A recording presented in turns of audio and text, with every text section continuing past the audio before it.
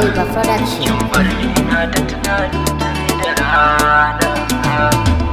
Idan lokaci ya karanci zuciya tana yin kunci, rayuwa akwai mai yanci idan ta ka shiga kunci.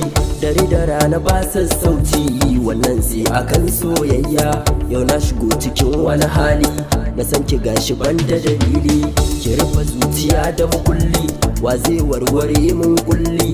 Tunani nake ko kuma farki na tambaya, ke ce mafitar numfashi ko kinki ni banjin haushi.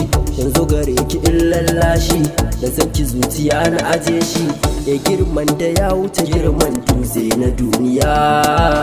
Ranar nan ne wannan mafarki, auren ma an yi ba wani raki. Kin tare a babban daki, sannan kin dafa a mana girki. Allah tabbatar wanga batu ya zam gaskiya. Da ranar babu sauran kunci, sannan zan ji daɗin bacci. Ba zan gajiya ba wajen ti abinci inda har ke kinti.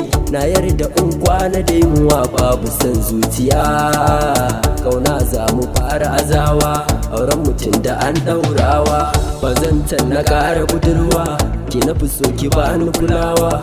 Ko za ka kashe kowa bar ni da ke cikin duniya. Ki take tsakanin tunani, na tuna da kin girme ni. Na san ba ki ɗaukar raini, bare ki furta so a gare ni.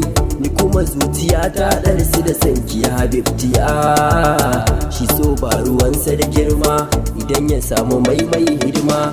Ni kuma kan hakan na yi azama, zan masa dukkanin alfarma. Duka kula da duka aminci zan ba masoyiya.